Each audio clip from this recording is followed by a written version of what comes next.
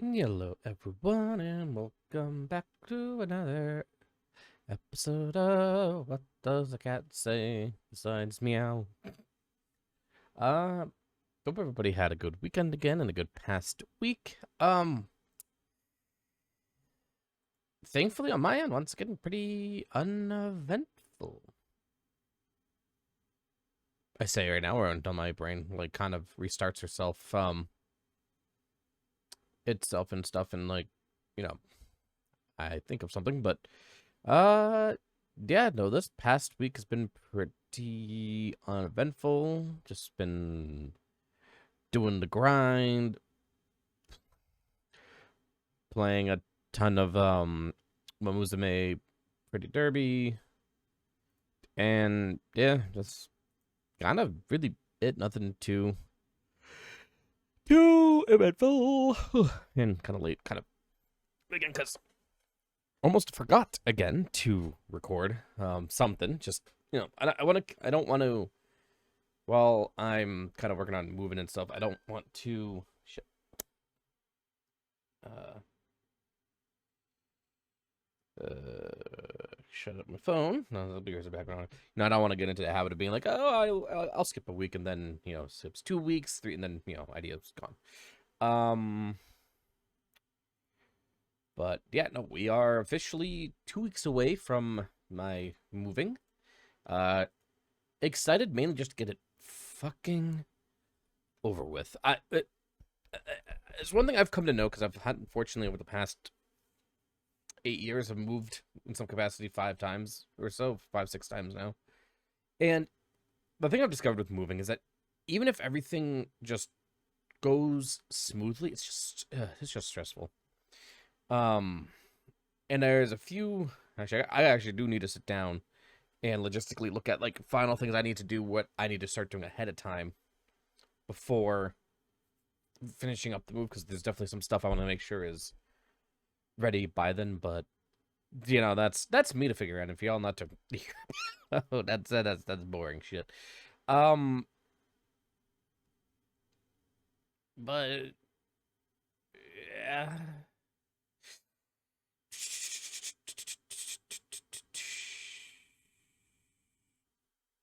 yeah, no, just been keeping the grind going.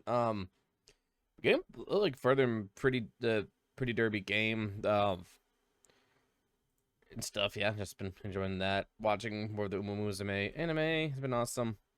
Not gonna lie, it's been actually been helping a lot with dating me going back to the gym and stuff. So it's like, okay, cool, we'll use it. Just probably gonna start getting a little more to actually get into a true routine starting this week and stuff. So that way, when I do the move and everything, I don't fall into just doing nothing. So yeah. Um, yeah. Try to think too. Tales from the ride share. Just a standard week. Like, I mean, I know you can find online horror stories with people who drive for Lyft or Uber. And I mean, I've had my few special characters that I've had in my car situations, but for the most part, 99% of the time, the rides are fine. It's just, I get person from point to A to point B, or B and see if they have a stop in there, and it's just,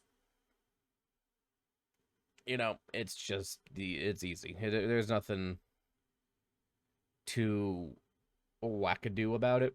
A lot of times for me, the problem I get to deal with are just people who are incompetent, because apparently nobody wants to put in their actual address for me to pick them up.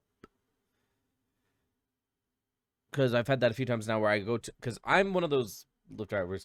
So for a little insider information for those who use only Lyft on the passenger side. On the driver's side, when we use the map in the built-in GPS thing to get to your destination, it will show on the map a little pin of where it roughly shows where the passenger is, which is good because if you're in an apartment complex, it kind of lets me know, like, maybe on the building which end to like stop at. It's something, but a lot of times is very, very, very inaccurate, and so I don't um rely on it too hard. I guess is the best way to put it. But yeah, no, but still though, like, and so when I see people like pins far away, I'm like, I don't care. I just go to the address to give. And I've had on multiple occasions now people either have to walk like a couple houses over, and the other day too, I had some dude just straight up like start messaging me being like, "Yo, bro, you're not in the right. That ain't my driveway. Like, back out." It's like, and that one, and I've just because I just don't care anymore. I've started giving customers attitude on it because like, at least I've told the dude when he was like, "Oh, back out of that spot." I like straight up told them like, "You gave me like, you please give your like, or how did I say? I think I just said something like, you know, next time actually put your address." But of course, also little tidbit of heads up for some of your more has how do I say it ghetto passengers who will probably never hear this, but in case you do, we know when you are using Lyft to get to a drug deal. And here's my thing: if you are a twat, I'm reporting your butt. Because the same person who gave me some shit for not going to the right house uh does this weird thing that people have done again where like I'll turn down the road that I need to go to instead of going to the address. They have me dump them at the intersection, and it's like at that point it's like I don't care, just get out of my car. I'll just take your money, but it's just like ugh. I don't know. Some people are weird, and it's just like if you're like for me, it's like I don't care what you're doing as long as you're not bringing me to a spot that's gonna put me in danger. As long as you're not acting like a total cunt, I don't care. Like, go grab your. Most of the time, it's just weed. But at that point, depending on how strong it is, I'm going to share. But no, I'd like I don't care. But it's like now and again, there has been people who've actually put me in some potentially like dangerous situations, or just like acted so weird that I've reported them. And thankfully, Lyft takes that stuff seriously. Because I mean, they don't outright say it, but from what I've kind of gathered with how the Lyft like support will usually get back to me when I put these like safety concerns out to them, there's been a few people I've reported who have gotten themselves immediately kicked off the app, which is good because it's just like if a situation occurs, I can for the most part handle myself, but some people it may not be that easy or feasible. So yeah, no, it's I mean it's just to me, it's just like it's one of those situations. It's one of those things where I'm like, I want to say to the person, it's like, you do realize the Lyft app on both your phone and my phone are tracking our locations at every single moment. Don't do illegal activity while using said service.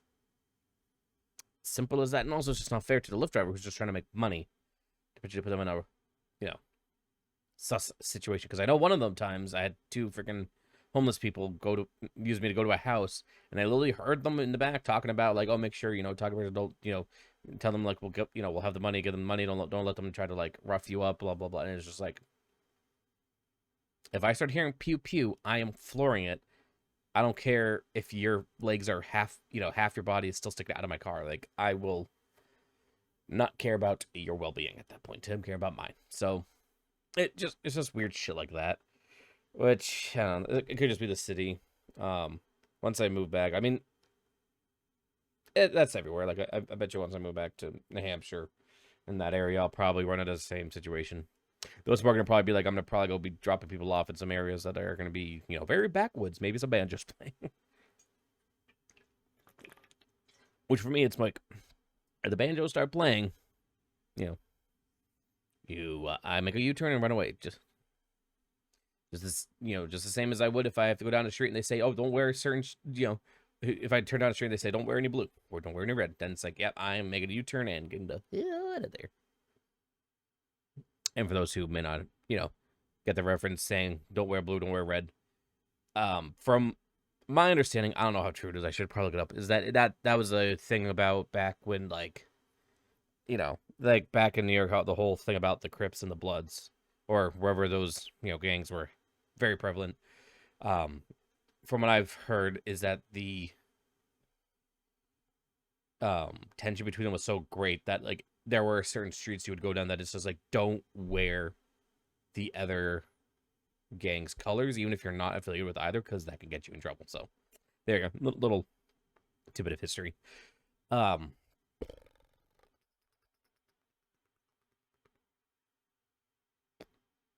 But yeah, no, nothing. Nothing new.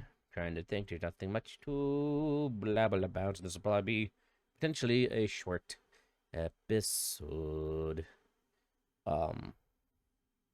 Just getting more into Uma Musume. Yeah, no, so the game I've been starting to, I think it's because now I've been playing it more often. I've been able to like do the full career modes for um quite a few more of the horse girls than before, because before it'd be like you'd get like 3 of the goals done and then it'd be like, oh yeah, no, didn't meet the goal. Where now I can use one of the horse girls careers for the first time and just floop, all the way through, and it's good. It's sweet, yeah, and stuff. So that one's fun. An event has ended, and that was the amazing gold ships like little event thing, which is kind of just gave you a bunch of in-game loot for completing goals and stuff. If you did goal she mode and what have you. So that was neat. That was fun.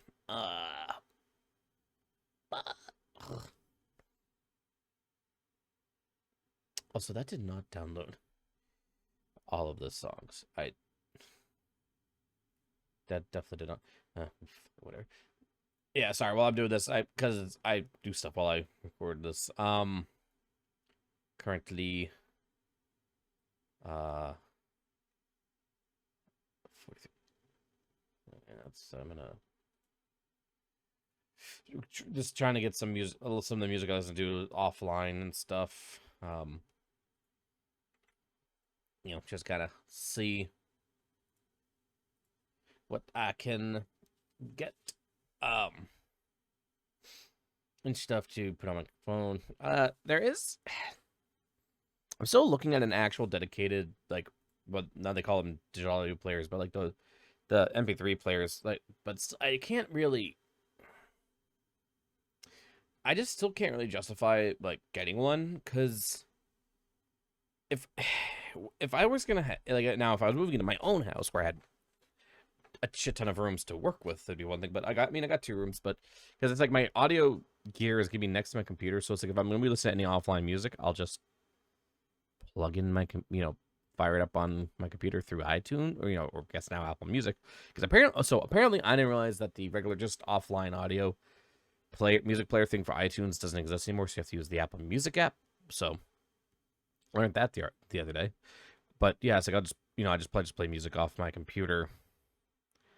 Plus the speakers I have it's just a stereo I commandeered from my dad years ago, so it's not like a hyper high-end audio system, so I don't need any fancy like DAC or amplifier or anything.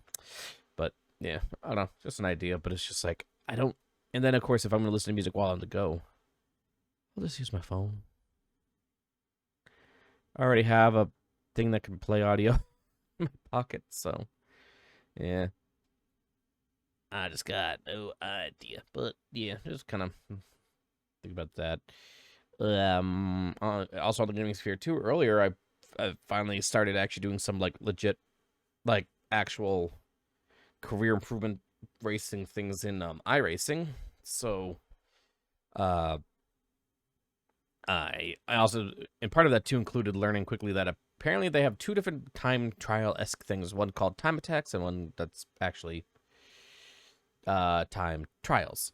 And when I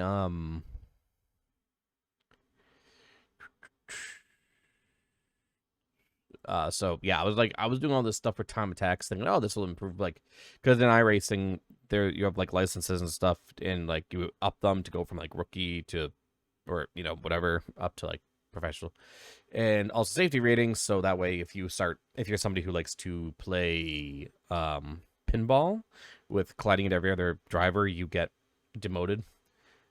So I was doing these things called time attacks, and I thought, okay, that'd be good to use this, because like I thought those were the time trials to rank up while getting used to the game, getting used to the steering wheel I got now, and all that stuff without interacting with other people. Nope. Also, I looked at the time attack thing, and it's like, for example, the Mazda MX-5 class series there for a time attack. It was like, oh, you have to go drive down these like dozen racetracks, which of course only 2 of them on that list were already available, and the rest you would have to buy. So I was like, no, I don't feel like spending $200 on racetracks yet. And then come to find out, those don't do shit. And then I finally found out actual time trial, which I did one. Got a pretty decent time going around some Japanese raceway. But no, it's kind of neat. And again, just getting kind of used to the actual like realistic controls and all that stuff. So it's gonna be fun. And then once I move, I'll have a more stable setup, which I will have to keep, I guess, working on. So right now, the setup, I have it basically as like a temporary setup right now in my room. So my desk I'm using is an L shape. And as of right now, this is the one I'm taking back with me. But I am, if we can get it fitting in the U-Haul, there's a chance I might have to get myself a new desk for the house. But how I have it currently set up is the main part of the desk is, my main PC setup, got my 2 monitors, got my drawing tablet, got microphone, all this stuff for just standard computer shenanigans, streaming shenanigans, and so on. And then the shorter L shape right now I have is an ultra wide monitor and my racing wheel for my racing sim setup.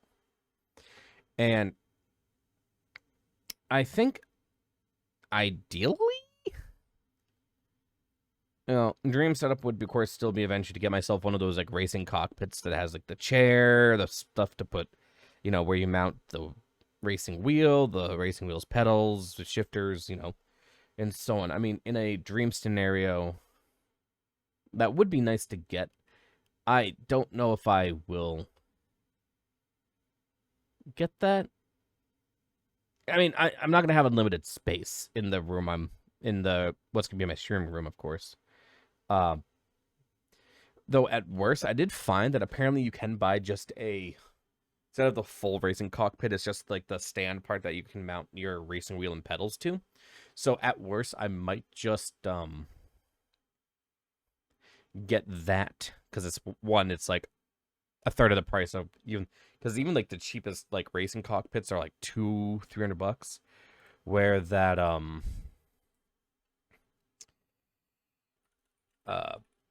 little like just stand thing is like, I think right now I saw it for 80, so a lot better of a price, and also just a lot more of a space saver. So, but again, it's just one of those things. Just something we're gonna have the ultra wide which I decided to go with, like getting an ultra wide, which I got one for a pretty good price, primarily because like I want that like wider field of view when I'm doing the racing. I mean, and just also it'll be less chance of like, if I get more and more professional with it, that I'm gonna need to like go upgrade to like a triple monitor, something. Actually, to be honest, at this point, instead of doing triple monitors, I'll probably just get myself a VR headset and go that direction. But we shall see. All will depend on how things go to move. Which part of that too includes me sorry, Bringumber. Yeah, if I can't get the desk in there with all everything else in the U-Haul truck, just deal with that. But it looks, yeah, we'll see. We shall see. Yeah.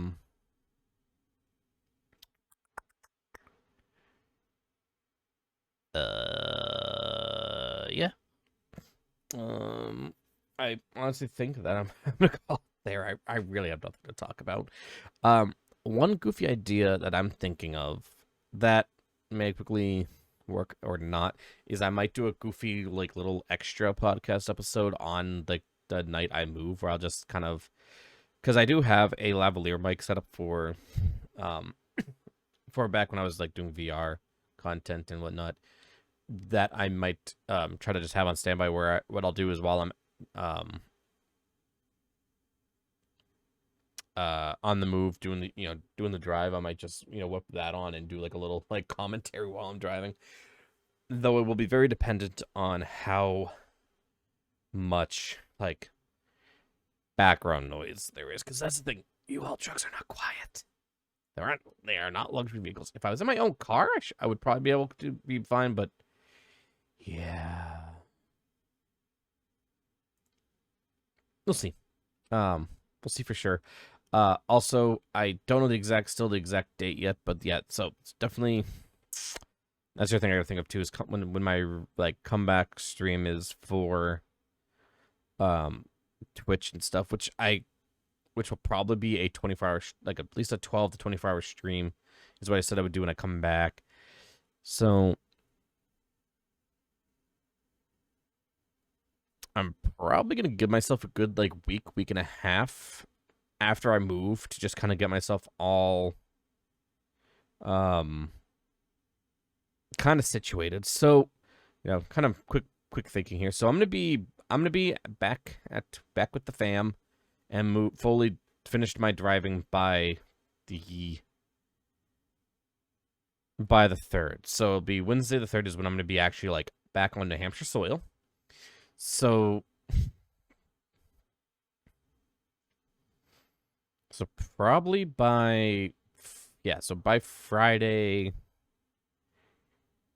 Yeah, so it might be more like mid-September, just because I want to give myself plenty of time to get everything all set up and go and whatnot, and then, all that fun.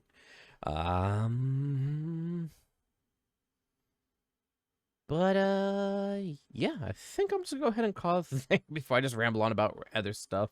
I don't think there was any new real bad, no. I mean, even if there was new drama going on in the VTuber sphere, I just don't have the energy.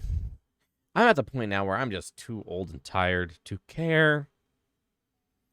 So, yeah. But yeah, so with that, though, I'm just going to go ahead and call it for this episode. You all are awesome and amazing. Appreciate you all listening, and I will see you all on the next episode.